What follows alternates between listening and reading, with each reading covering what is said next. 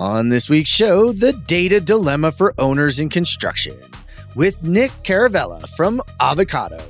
In this week's news, AI breaches gets interesting and more.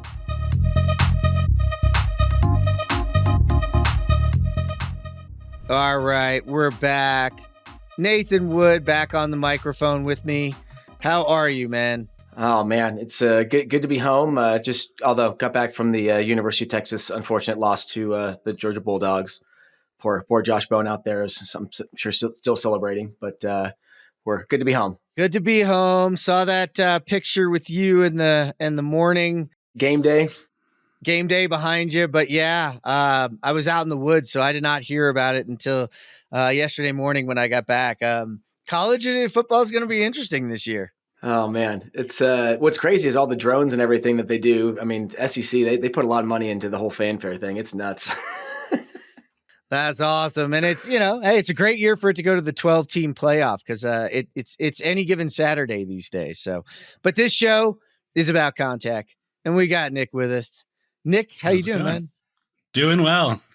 Great. Glad to be home as well, too. I just got back from Autodesk University. And fun fact, yesterday was my birthday. I turned 36. So I am officially an emerged professional by most community standards now. So I think a great day to be kicking this off with my career here. Awesome. Thanks. Day after the birthday, feeling revved up, ready to go off of Autodesk University.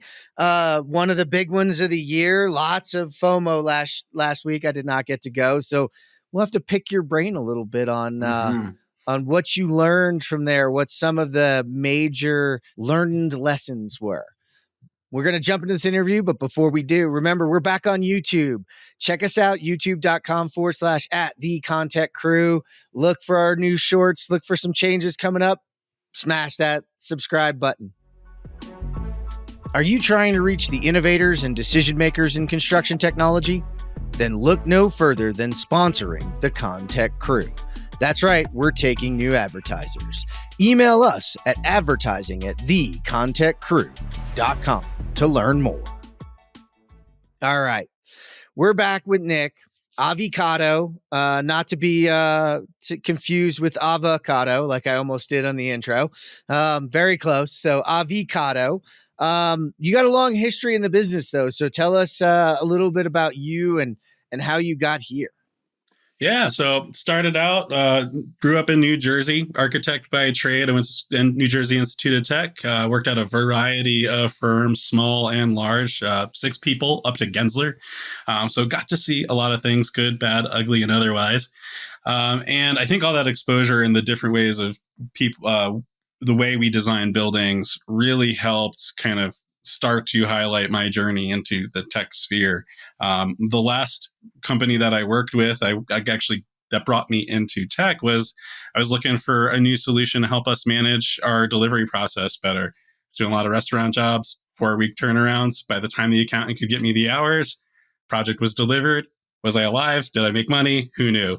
And I really wanted to get away from that fun game of trying to figure out how to administer our work better while making more time to get to design. So I found a tech startup. Nathan, actually, we caught up afterwards, but I was working at this tech startup for a while. They showed me how I could kind of connect my planning to budgets and all the performance of buildings. Love what they had to do. But then I also learned the side of technology where this is an entirely different industry. So there was a disconnect between the way our industry works and the processes and the contracts that go between them, and the idea that technology could just connect everything and make it better. So I had that aha realization. I said, we don't need a shiny new tool. We got a lot of really great stuff here. How do we get them to all work together better? Nathan actually introduced me to Avi of Avicado, where the namesake comes from. And one thing led to another. And here I am. I work with owners now to help them get more out of the data that our teams create in the design and construction world. Well, that is an awesome history, and it's an important one because most people just keep creating shiny toys and chasing shiny toys. But I think your experience with the difficulties along the way, and also understanding it might not be that it's not working. It's just that it's not connected and working together. So in concert. But you also had an opportunity as a designer to learn a little bit more than most say, or have a different view on the process in the AECO industry. So talk a little bit more for us, for those listening, kind of about what you learn in the process sitting in the architect seat that might give you a different view where you're sitting today. Yeah, I think that's a great question, because I don't feel my job has changed too much. I like to tell people I move from how people move through buildings to how data moves through technology. And all of it's a design problem at the end of the day.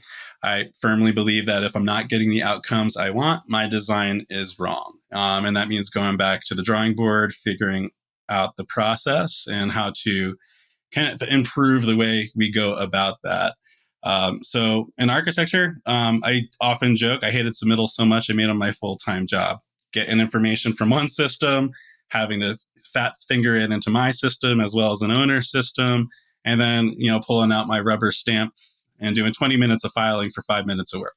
And that was something that was just incredibly frustrating at the time. I realized how important and critically important the data was, but didn't understand why at this, like, I was an architect. I want to design buildings. I don't want to upload Excel sheets and all this other stuff. And so I started to ask why. And I think throughout my career, there's a few times that I really started to have this aha moment about process, which I think is the biggest issue with technology adopted in today is our processes for delivering buildings has not really changed too much. We create BIM, but for the ultimate result of creating the drawings, filing permits, instead of creating BIM that happens to make drawings. And I really like that, everybody knows Simon Sinek why, and Apple challenging their quote of like, we believe in thinking differently. We want to challenge the status quo. We just happen to make great computers. And I think that's the way our industry needs to start thinking about things is we care about making the best buildings and all of that stuff. But we need to care about the data too. And we need to happen to make great drawings and happen to make great models that can be used for all of these things. So I feel we've been shoehorned into this path of traditional delivery, and it's preventing us from adopting new processes and workflows that will allow us to unlock the data behind all the exchanges of all the hands on a project. God, I love that, because I think it's like taking that world view, but then still like, what can we do tomorrow to fix that? And I think we talk all the time about the Procore and Uforma RFI connector, and I often forget and need to keep coming back to the eBuilder and Procore connector that I know predates your time at Avicado, but I'm sure it's still something that you guys are using a lot. Tell us, I guess, for those that are not familiar, like what it does and like how kind of that fits into that acting small, but in effort for that larger interoperability goal. Yeah. So for Avicado, we help implement, integrate, and just unlock the power of technology for owners. We have teams who, like me, come from the construction world, and people who are just complete tech gurus. And those connectors that we build, I like to think of them as technology is something that's built for everyone. And by doing that, it's not going to be 100% tailored for you. It's going to have 80% right. That 20% is what makes your business special, and that 20% is where your pain starts. And so generally, when you're trying to buy something out of the box, you got to tailor it. You got to make sure that it fits your system and your processes and the things that give you your competitive edge. And that's where our connectors kind of come in, because it's an integrations team. This isn't really a product, but much more a prescriptive solution to the pains that you're feeling between how your technology connects with your own systems as well as your own vendors, and how to create the right pathways to get the information you're looking for in the format that you need it. Because, no two companies' cost codes are the same, and there's reasons for that.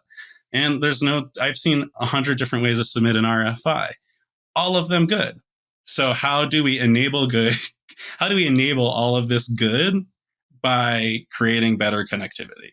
So interesting too, because a lot of what you see, is people are trying to build APIs or build the next Workato or whatever it might be to run in the world. And you guys have taken a little bit different view of how you go about that. So talk a little bit about how the group's organized and then executes, because there's a big technology component, but you also, you don't leave out the people in the process. Yeah. And so that's where many times we work with all different systems from Procore, eBoulder, Trimble's full suite really now as they're moving toward Unity, Autodesk, even Microsoft. And I think we learned, back in 2009, where disruption was cool and sexy and all that, that it's not quite as the thing that we wanted. It's painful. People have to relearn new things. How do we address change at our organizations? And a lot of that times is figuring out how to create comfort in that change, how to help people move through, say, the loss that they're feeling when they're doing something new and different, and explaining to them and helping get that buy-in. And so, you can change all you want, but if the people don't pick up the tool and they don't use the tool, then it was a failed mission. So getting into how people work, what do they need to succeed, and ensuring that those processes are enhanced and augmented are really critical. And this goes down to thinking about just the non-optimal work and the relationship that it has to our lives of, you know, someone who is a carpenter doesn't want to necessarily go back and plug data into a system. They want to build the wall. They want to build the casework.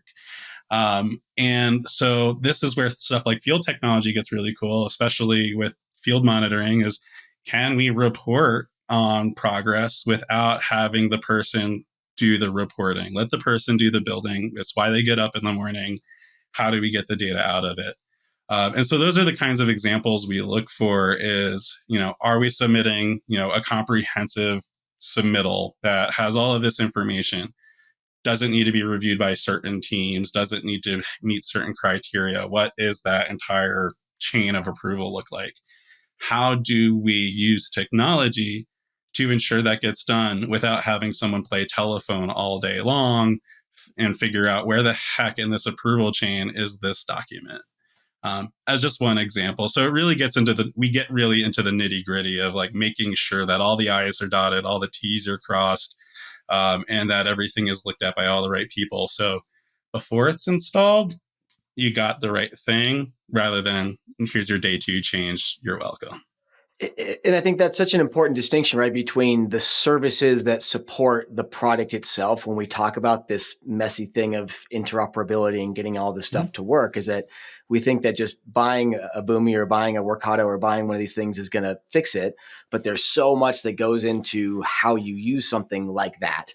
And so you're kind of there to help guide through these very complicated things that rather than just buying it and think you can figure out yourself. Is that right? Yeah. Yeah. And we don't do it alone. I mean, we talk about this at the ACIS summit all the time around, when. Like, I think many times interoperability gets mistaken for like, I can just hook the fire hose up to somebody else's system and send data all day long.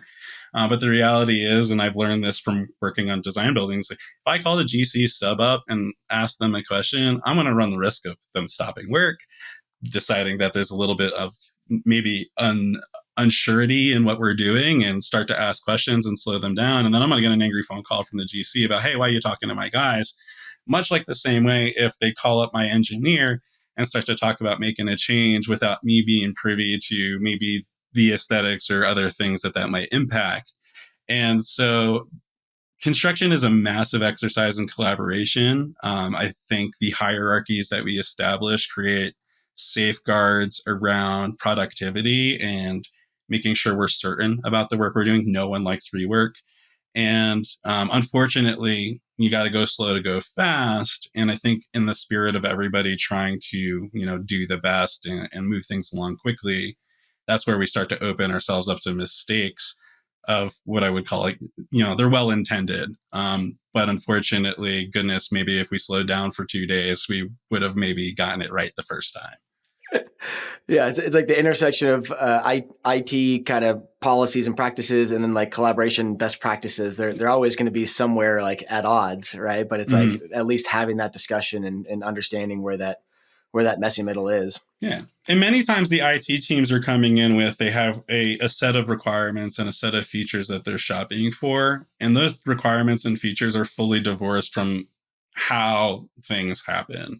And so getting that process to be considered in the requirements part of the shopping for technology solution is challenging because the IT guy hasn't likely done construction before. You're lucky if they have. And so getting all of that shared experience to the table, I left a panel at Infraday once, and the guy from Denver Water, Austin, he said a really brilliant thing. He said, if you want to drive collaboration at your organization, before you start any initiative, ask who else you need at the table. And I think it's always forgotten because we're always trying to move so far, so fast, so often. Yeah, and I would agree with you. I also think we feel like we know enough, right? We feel Yeah. we have this belief that we understand what everybody else needs, and we really don't. In fact, we have a very poor, limited vantage point into that, and I think that's interesting too, because we were talking in the pre-call, and I want to, you just came back from AU, so lots of different people there, and I think the owner role in construction, and when I say that, I mean the project owner, the person who we're building for, people that we're building for, businesses that we're building for, are misunderstood. And again, as an architect, you had an opportunity to look at this differently, but now sitting in the role that you're in and then just coming off of AU, talk a little bit about how that owner is misunderstood, maybe, or just has evolved, right? They've changed. Yeah. I think evolved is definitely something great to touch on. And I'll start with who the owner is and kind of get into how that shape has even changed for me. Because when I started getting in business development for architecture, I remember I had the president come over to me and said, I'd really love to go into higher education in Colorado. We'd like to win more of that work. And I'm like, okay, great. What does that mean? What is working in higher ed? Who are the people that we talk to? And it's like, oh, go talk to the universities. Well, universities are big. They have teachers, they have all of these different departments. And so it's funny because I think we oftentimes have that surface level appreciation for what an owner is as a conglomeration. But when we look at owners, it's, who are the facility managers who are inheriting the work that we create and put in place? And maybe the capital planners who are really trying to understand their assets, manage their expenses, figure out, all of the deferred maintenance that has been deferred for year after year after year. When are we going to prioritize it? And what does it mean to actually track that dollar spend to ensure that we're spending money on the right place, on the right teams? And so for owners, depending on, how you fit within the ACO universe, design teams could have multiple stakeholders. It's how do we design a better building that's going to reduce life cycle costs? How do we design a building that's going to meet the operational needs of that building, whether it's classrooms that are better for learning or a manufacturing plant or a data center that's better at creating that processing power or energy or whatever it is that building's job is. And then how do we create value in that space instead of just designing a building? To me, that's where all the opportunity lies, is in understanding the owner and what their core needs sets are, and then how our work creates value in their space. Yeah. I mean, as you're describing that, I'm envisioning like this massive web going in two directions around really a decision, right? Because all these things are a series of very expensive, very impactful decisions that an owner has to make in conjunction with the design team or the general contractor, depending on who's involved or when it is. But it's like you could follow that whole web down the architect and the general contractor, and that traditional, architect hires the engineers, the GC hires all the trades.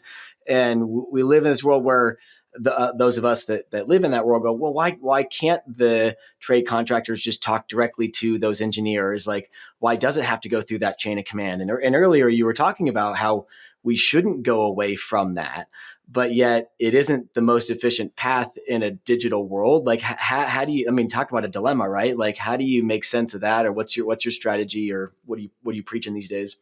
Yeah, this is where I think if we really were to grab the magnifying glass, I would love to spend a year on just specifications and submittals. I said I hated it so much, but here I'm about to go commit a year to it. But there's something really interesting when you think about a specification getting into the performance requirements. And this is being able to sit down with, say, a facilities group and saying, what do you need for the building to do its job? And really defining that out on that kind of macro level, but not, say, selecting a product. where submittals then goes in and says, hey, I sent you out to buy apples. Does a Granny Smith work? And you're like, no, that's too tart for me. I really, whatever it might be, and go back and forth with figuring out what the right products and things are for that building. Now, as owners get more sophisticated, I think what's a real opportunity that we've always been steered away from in design is being prescriptive with what we do.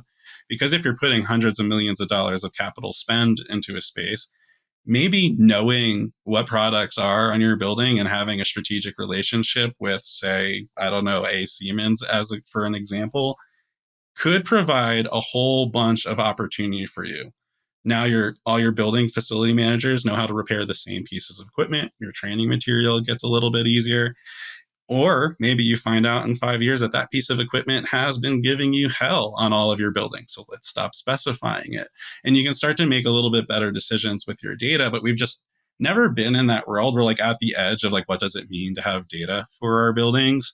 And now we're going to be able to, if we have the right data strategies, build these kinds of plans that allow us to improve our building product, which, and when you're in that world of power generation, manufacturing, data centers, and so on, you're building a product, a data center that uses the least amount of energy, but has the most amount of compute. Like, those are meaningful impacts to an industry that I don't feel look at hard enough or leverage data strongly enough today to make the best decisions to build better together. And it's about to get bigger. I love the idea of looking at a construction project as someone that's going to have to do a job, making it human.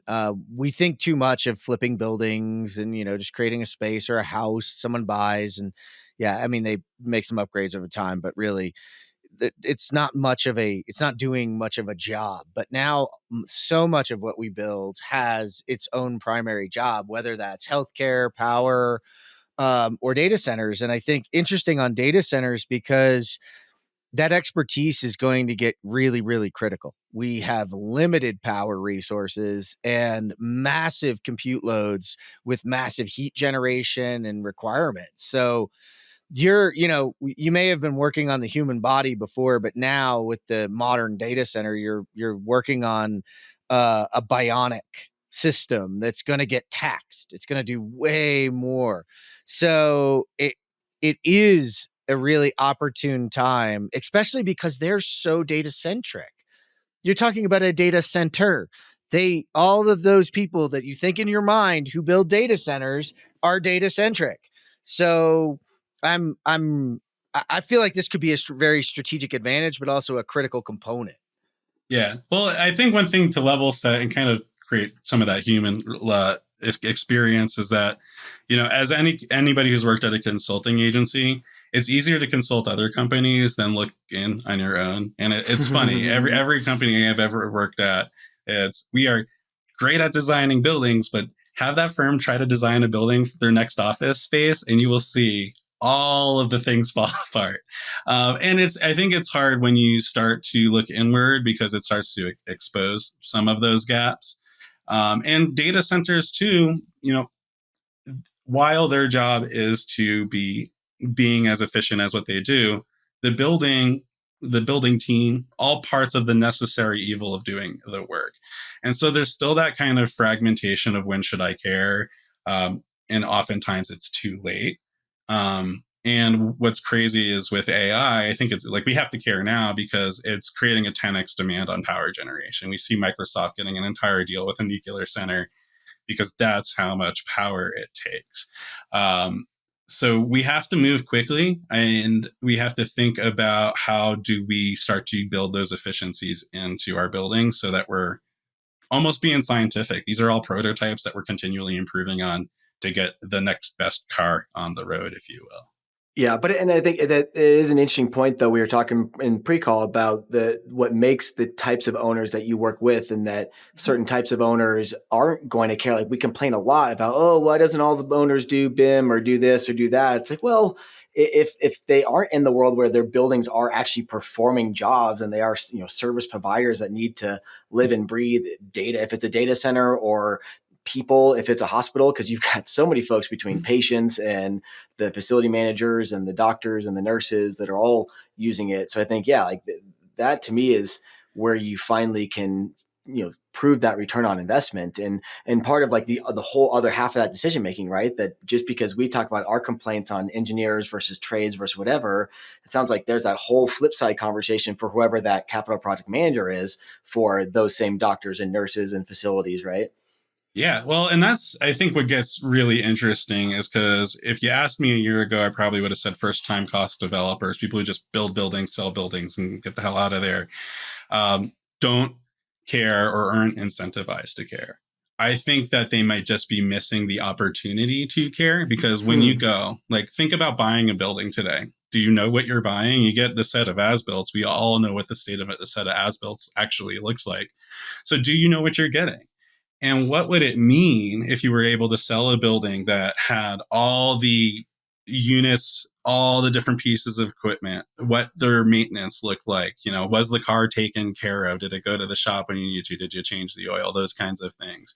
And be able to say, hey, this is a Class S building that has been well maintained. Here are all the warranties that we can bring along with it. And really actually understand our building stock, because right now it's a tire kicker experience, many of the cases. And so, if you don't know what you're getting and you don't know what you're looking at, you're going to inherit a whole lot of problems. And we see this in everything from home construction right to the most sophisticated buildings in the world. And we know millions and millions of dollars of work is being done on warranted equipment. It's like an entire market in and of itself of stuff that gets paid for that otherwise was covered. And so how do we unlock this information? And so even if you're that first time cost developer, a digital twin will go a long way into saying, well, no, here is the exact state of this building that you're purchasing, and what would someone pay for that kind of clarity, to understand what it is they're buying. Yes.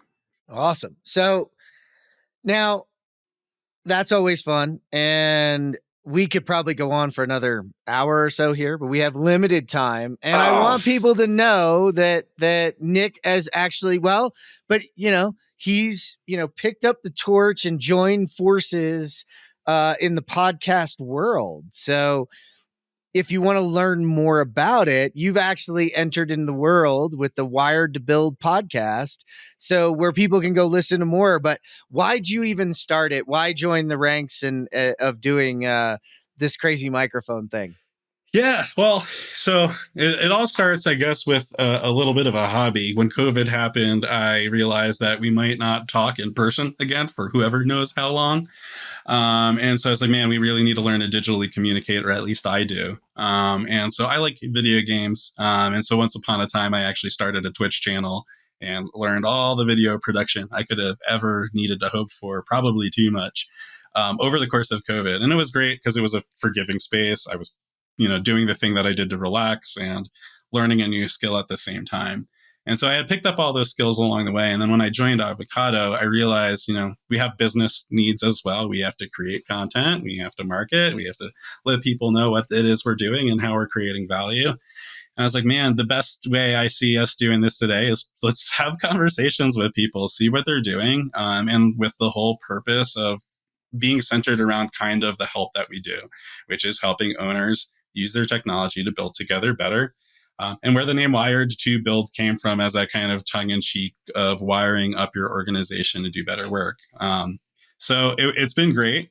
We interview all sorts of people. I try to get diverse perspectives, folks from the insurance world who are thinking about how, the data from our buildings can actually improve the way we insure buildings. Another unsexy part of construction, I guess, but a big part of doing our business. To even talking to folks who focus on the people or different aspects of the technology.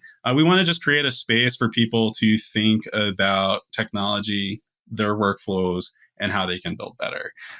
So it's been a really exciting year. We're growing, which is always great to see. And because I'm kind of killing two birds with one stone by every episode is content for the organization to market off of. I don't have the stress, I think, that many podcasts come with yet, of how is this, where's my next sponsor coming from? And in some ways, I think that is allowing us to be a little bit more explorative too, because I'm inviting people I meet. We had Nathan on, you were our third episode, I think, to talk about, all the different things that come with construction and technology. And you guys inspired me. You're a huge part of it. I really enjoyed your conversations. It's like, how do I, sometimes if you're not going to get put in, you just got to step onto the field yourself. So here I am. And I think what's great about the podcast too is like it's such a varied audience of guests, but the sort of the audience you're speaking to within the Avicado world is, in that owner world, it is a different perspective. So like, to kind of bring that articulation, to filter things for that sort of an audience. Whereas if they're listening to this, a lot of times we're going to go down rabbit holes that we're going to lose them. And so I think it's really important to have those niche areas. That's actually nail on the head. Is there's an aspect of empathy I think owners need to have for the construction space and the pains or the shared pains that we have and why they exist. Because a lot of those pains are existent because we have just good process and the pain is there for a very good reason. So having empathy for all of the friction that happens in the construction process can help owners stop putting pressure on, our teams to perform faster and have a little bit of empathy and respect for some RFIs are going to go more than 10 days because this is a VE item. So we now need to fully vet it. We need to make sure it fits within the entire system. We need to make sure that if it's a little bit heavier, where curbs designed the right way to support this kind of stuff. There's so many moving parts in construction that, it feels like a light switch decision when it gets to the owner. It's like, hey, do you want to save $5,000? This is what it'll take. But to get to that aspect, it was a lot of hair pulling out, a lot of conversations, drawings, details, and so on that, to do it right, we need to do it right. And that sometimes takes time. Yeah, and you're in the right medium where you can have those conversations. Obviously, we know that here, but I'm a huge fan of everybody having, I don't say everybody having a podcast, but, turning to that medium to educate because, it's a powerful place to dive into the conversation and then, memorialize it so that other people can listen in. The thing that people get wrong, I think, in construction is like every project is unique and a snowflake, but every problem is pretty much, to steal a Nathan, a shared pain. Like most every problem people have come across. And I don't think that enough people articulate it the way you did, Nick, that like some friction is good. We need it to slow us down to not make big mistakes. And, but also, I said this for the last quite a few years, is like, what a construction company, what a trade contractor, a modular builder, these experts in their area need to realize is they understand it. They know. And, they need to boil that down so they can explain it to an owner who might not make that decision on a regular basis, might not experience that problem regularly. Like no one ever gets to work with the A teams all the time. Usually there's a junior on a project and they have to learn too. And having that like empathy for each other, for me, that was a lot of opportunity because I graduated out of 2008. Everybody was gone. So I was a PM, whether I chose to or not, kind of thing. And I learned a lot through that process. And what I learned is the more and more I managed projects, the more and more I'd slow things down. The biggest lesson I learned was on a $20,000 change order for a project was not my fault. It was through the submittal process. Some of the information got gummed up. I was looking to make sure it, met the design standards and all those other kind of fun legalese words that you might say. But it resulted in a change of product, and that product was a lot more expensive. And we went back and forth. I kind of told the GC, I was like, hey, I'm sorry. It's like, I'm not reviewing for cost at this. You submitted a substitution. You didn't tell me it was a substitution. And so my impression was there was no change to schedule budget. And heck, the quality was better. So why would I complain? And so I was like, as far as I'm concerned, you got a fell off the truck kind of deal. And we should capitalize on that too. Also, goes back and forth. We figure out, that was unfortunately the legal decision is that the GC had to hold the bag on that change. But that didn't make me feel good about it. I wanted to understand, was there something I could have been doing better to help alleviate my partner in building that pain? And what it came down to is after that moment, I required a CSI submittal cover sheet on everything. Is there a change? Is there a cost difference? Is there a schedule difference? Check boxes to check. Because once I did that, I never had the same mistake twice. But you'd only learn that as a junior without the supervision. You break your egg and then you improve the process. And this is where technology, I think, gets cool, is because we can codify these processes and these checks to help all of us cover each other's instead of worrying about covering our own. Yep. It very well said, and a part of the learning process everybody has to go through at some point. So it's no fun, but it's a good experience, and it's a great way to articulate that. And I'm with you. I think that's where the technology can be such a positive impact, because it can call those things out, do it really easily. So we can create friction without creating so much friction. Yeah. Well, with that, listen, hey, we could do this for hours. People can go catch you on Wired to Build. And we appreciate you sitting down with us, Nick, today. And you're going to stick along with us, because we're going to go into the construction technology news of the week. Back in 2020, I heard about a new software platform called Join. Within minutes of seeing Join, I knew it had the power to revolutionize collaborative project delivery. In fact, I was so sold on Join that I joined the team as its industry evangelist. Many trade shows and podcasts later, Join is now used by 50% of the ENR top 30. Why? Pre-con and ops leaders at DPR, Bolt, McCarthy, Barton Mallow, Clark, and others say that they like Join because it does two big things: collaborative, trackable decision-making, and awesomely simple visuals. Want to learn more about the power of Join? Go to www.join.build/demo to learn about how better gets built. All right, Nathan, what you got? Oh, man. All right. We're going to have some fun with Nick on this one. So the first one here, you've heard us talk about it before. You've seen Hamza on before, but I did get my copy of Paperless Builders. And we got a EIN Presswire article here. New book, Paperless Builders, reveals how to transform the construction industry with digital technology. Again, you can read all about but one quote I do want to pull from this that Hamza did write in there: this book is not just a guide, it's a call to action for builders to embrace the digital tools that will propel them forward and keep them competitive in a rapidly evolving market.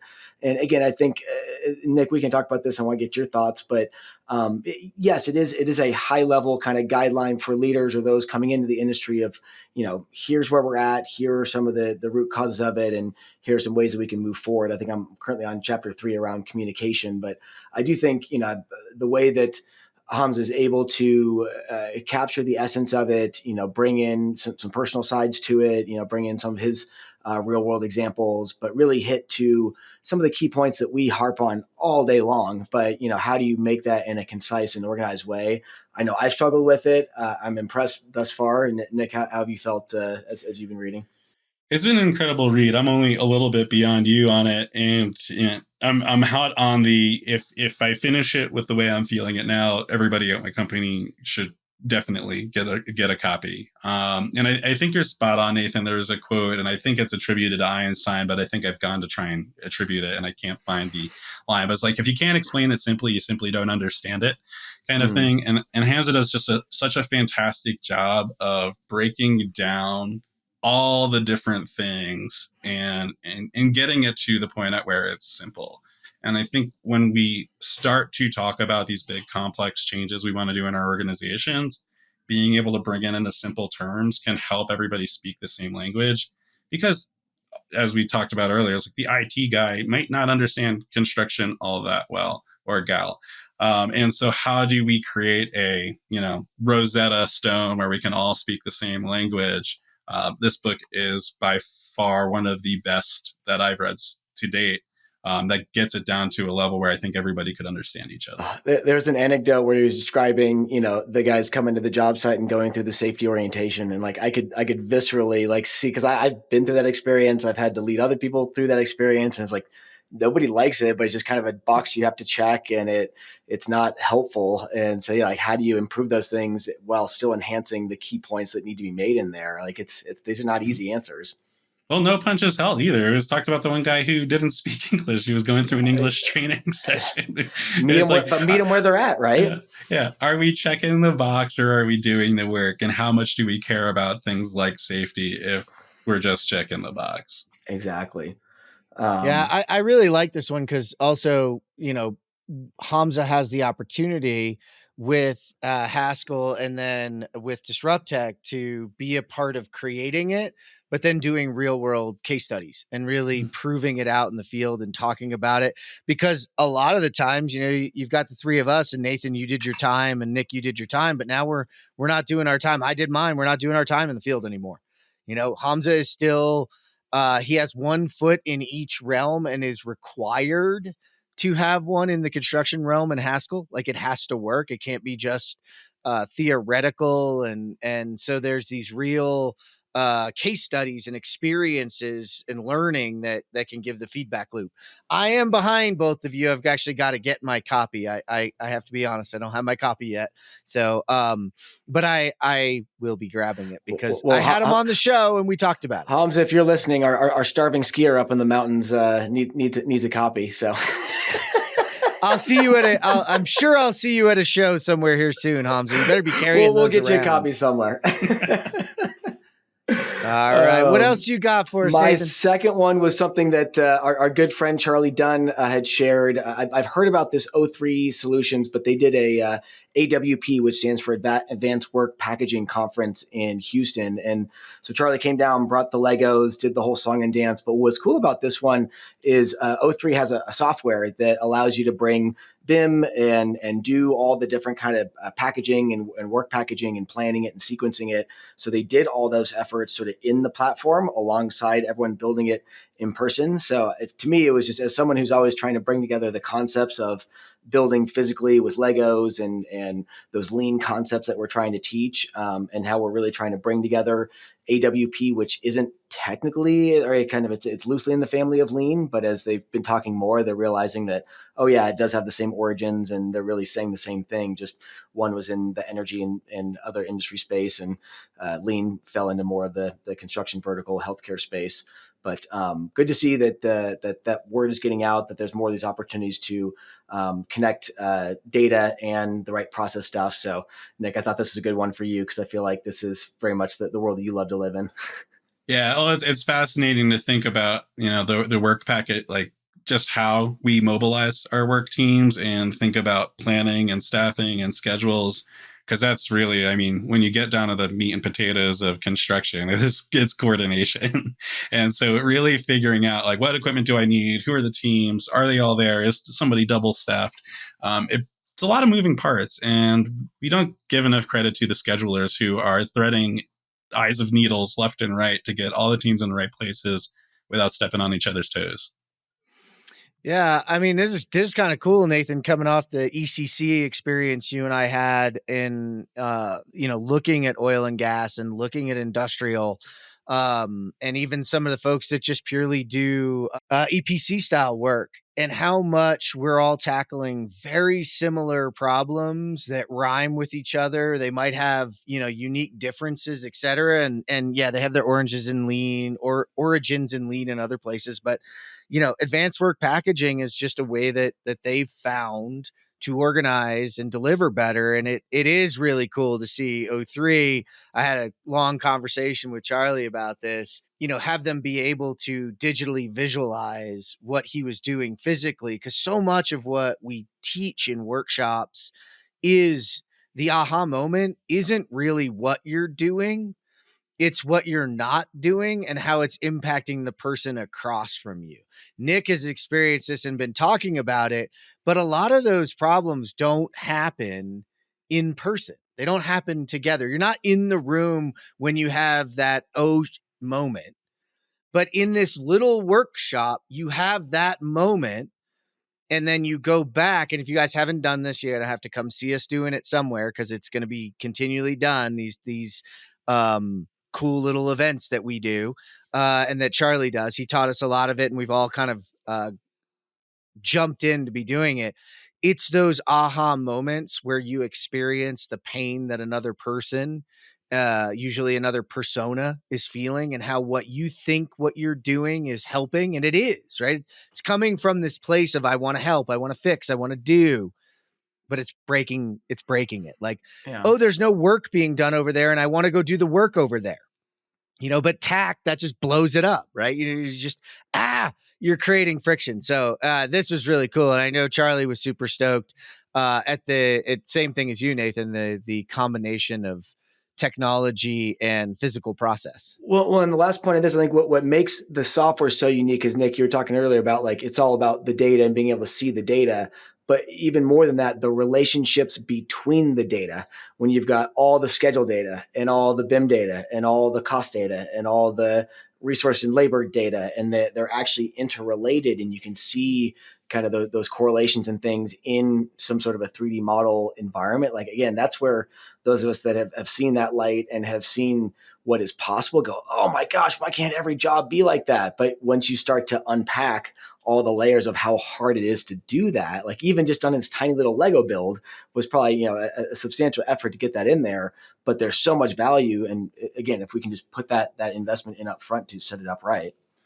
Well, yeah, and just, I know we're on the clock, but that's where all the data is important, but not all data is important to everyone. Problem starts to show its face, because not everyone needs to see the work package if you're the facilities manager and just wants to know the piece of equipment. But the model is a really good way. It's a mutual language that we all understand. We can click on a thing and say, I want data associated with this object. And so that translating across that gap is really important. And that's where good data strategy becomes critical, because if we flood people with too much information, then they're not making any decisions. So how do we collect all the information, create a taxonomy for it, and make it possible for you to see what you need to see when you're looking at it? That's very well said, because that is the importance of it. Doesn't really matter if you have it all if no one can find it, or you're overwhelmed by trying to get to it. It's got to be able to have the right information at the right time for the right person without friction. So it is really cool to see that, and so I'm excited to see that somewhere else. Hopefully, we get to see that again soon. I did not keep in the realm here with Nathan as well as maybe he did with our guest. I saw this article and my weekly cybersecurity stuff, and I had to bring it up because I've been talking about it, and I hate to be right sometimes, but this is from my friends at Malwarebytes Labs. AI girlfriend site breached, user fantasies stolen. So 18 plus AI companion called Mua AI was breached. And if you're got children in the car, I would keep their ears a little clear here just to say it. But these are basically sexual fantasy chatbots that have been created through this work with AI. And now all of those individuals, who they are, what they are, and now some of their deepest secrets have been stolen. And these are being used for serious extortion and other claims, now knowing what they know about them. And unfortunately, the hacker who did it describes the platform as a handful of open source projects duct taped together. So I want you to think about this as you're going down your AI path. Not all AI solutions are created equal. And really, really think about what you're giving it. I took this one because I didn't want to call out a single, company inside of, maybe our world or even adjacent worlds. This is something that people can look at personally and realize, oh, wow, maybe I should be a little more careful, thoughtful, and planned as I start to do these kinds of things. And I know both of you are shaking your head like, uh-oh. So Nathan, I'm going to start with you on what are you thinking? I guess the first thing in my head is, if I were to be a spouse that found out that the other person was on this AI girlfriend site, is that better or worse than the Ashley Madison scandal? Like, what does it mean to be cheating on someone with an AI girlfriend. Like, is that real? Can we talk about that for a second? I think real is in the I don't think eyes that of was the the point you were trying to make, beholders. but that's where my It head was went. not. It was not. I know that's where your head went. It was not. That's for another podcast in another realm Well, on psychology. I immediately thought of Ashley Madison. It's the first thing I thought of. Yeah. Was, I mean, and Ashley Madison was doing the same thing from a security perspective. They were touting that they had it.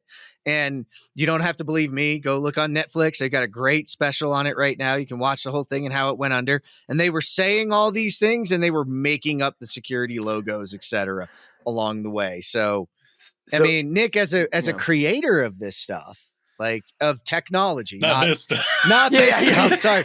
Well, what exactly does Avicado do again? Well, at least they're going to drive traffic. I mean, all traffic's good traffic. They're going to be a little disappointed, but no, as a creator of technology and like security and knowing these things, like where does your head go? Especially because AI is just such a hype. Yeah, I can't wait to tell Avi about our new business line. So that's for one. That's exciting. Great. Way to go, Avi. Protecting.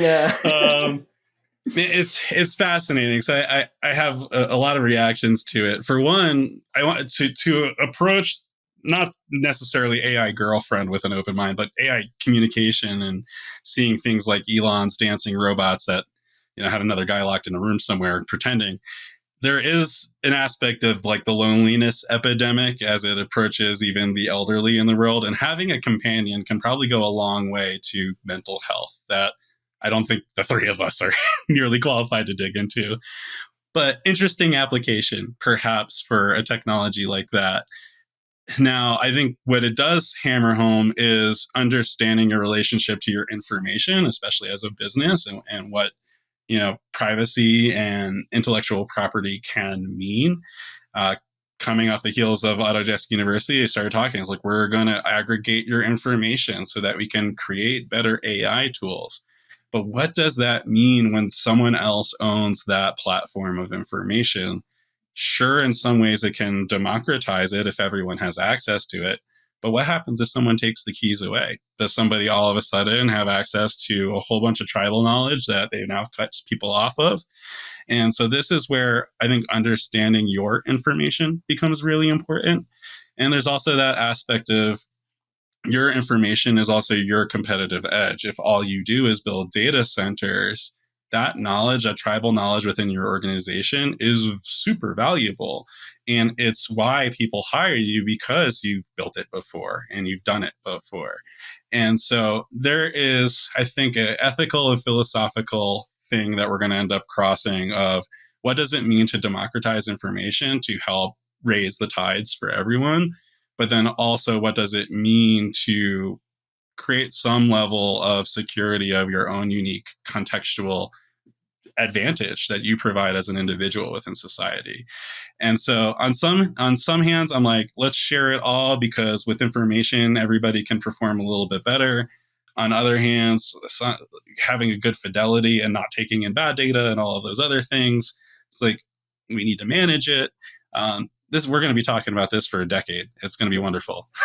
That's a great point. Information access versus information ownership, like that. The way you pivoted that was touche. That was awesome. But it's a good point. I do like it. It was very good. And the other interesting thing, you hit on this. And so if other people want to go, I'm a big fan of other podcasts as well.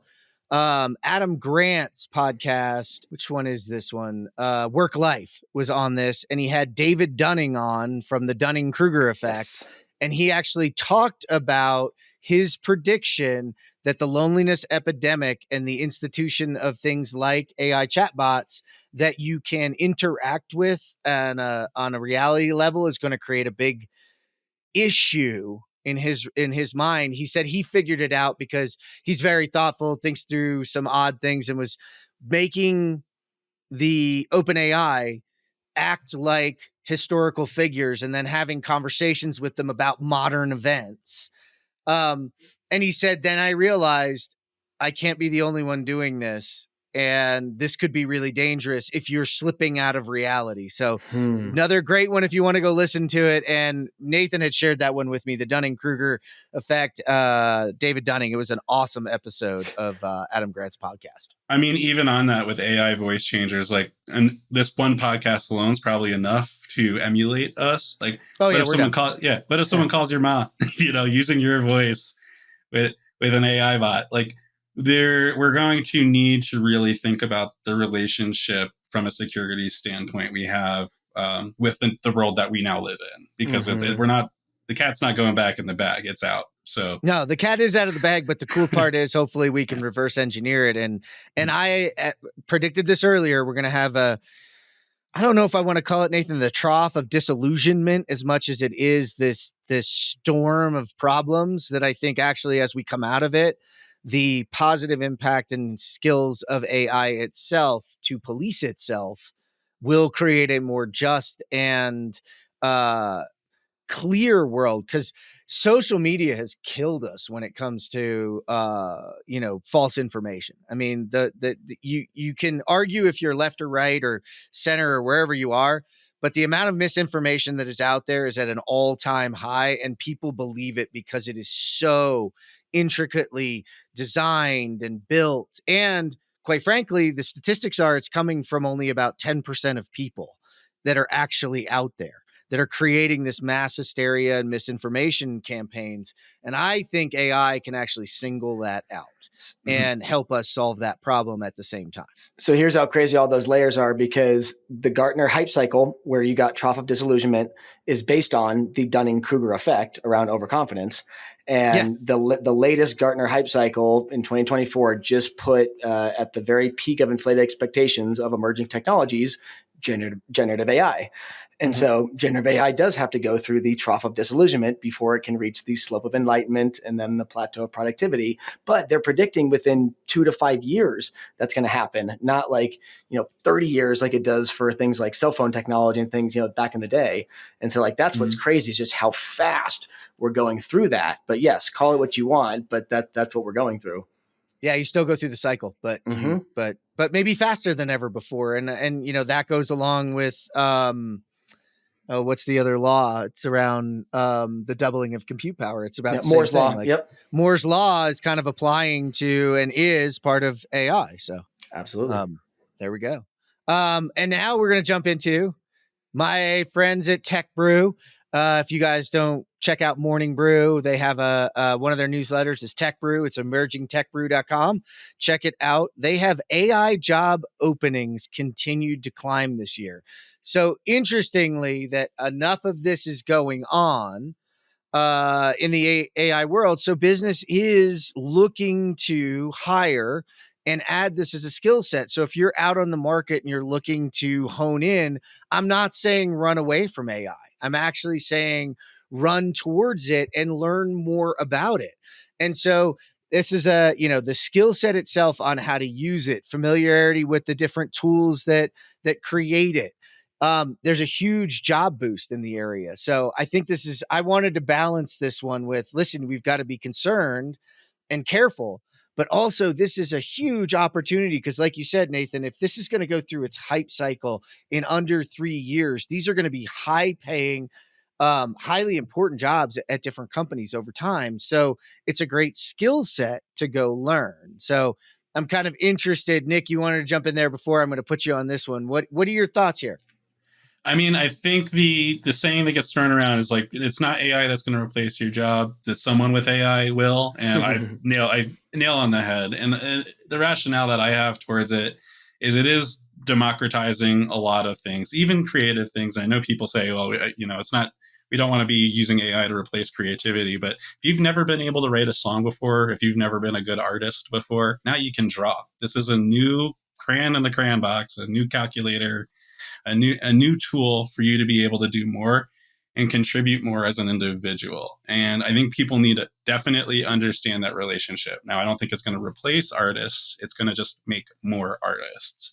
And so learning to compete, use your edge, all of those are things that you're going to need to learn. Thankfully, we all have AI agents that can now help us do and fill in our gaps. So I think that's a massive thing.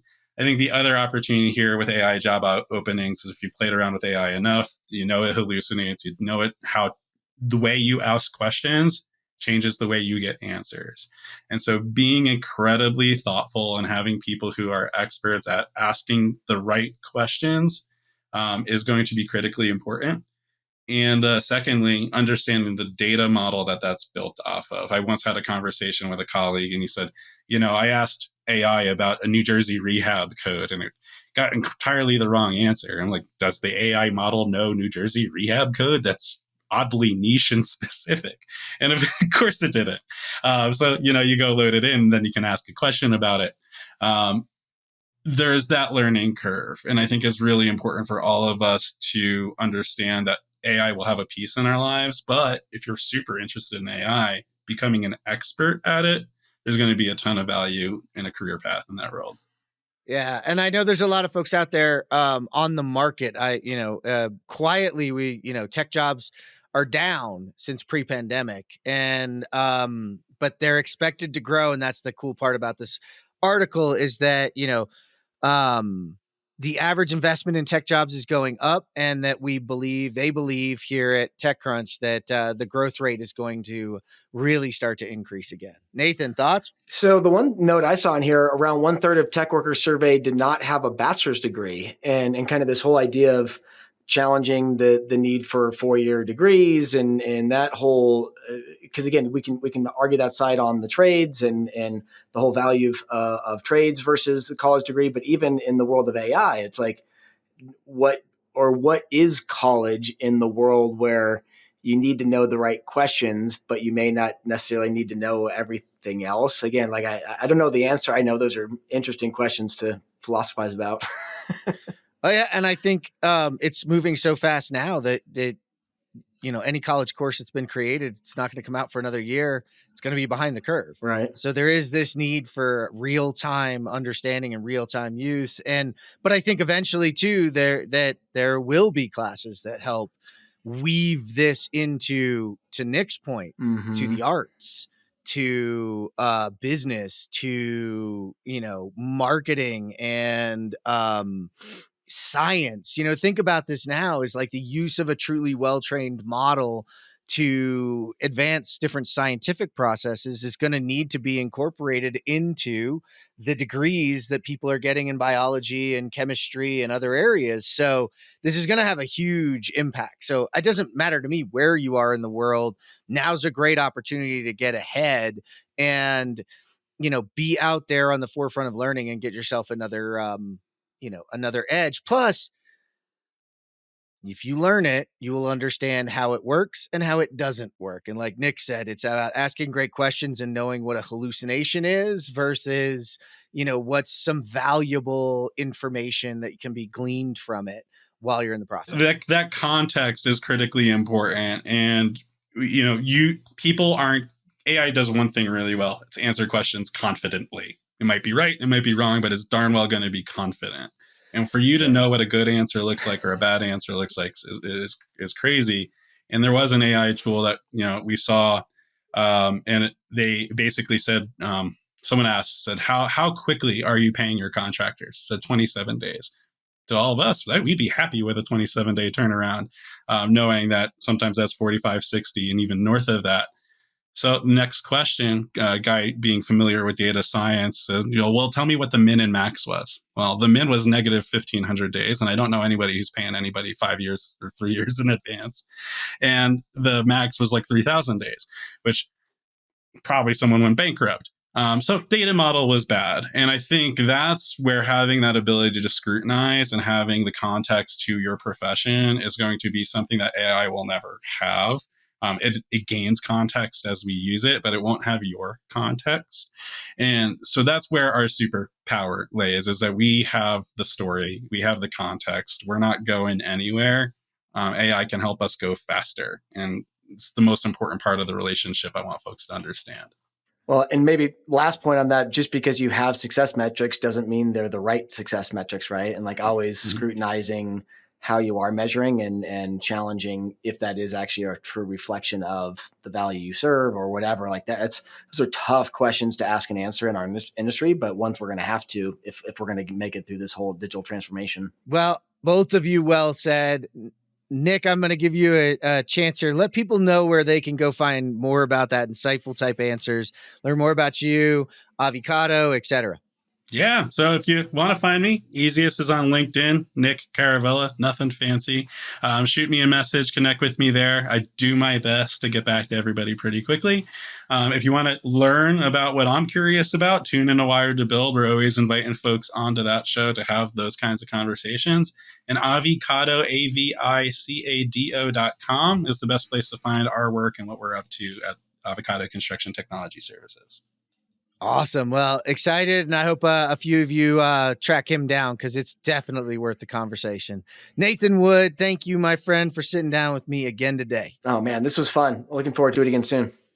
Oh, I think we will. Thank you for tuning in today to geek out for our interview with Nick Caravella. To read all our news stories, learn more about our guests, and to listen to this show, visit thecontechcrew.com. This is the ConTech Crew signing out. Until next time, enjoy the ride and geek out.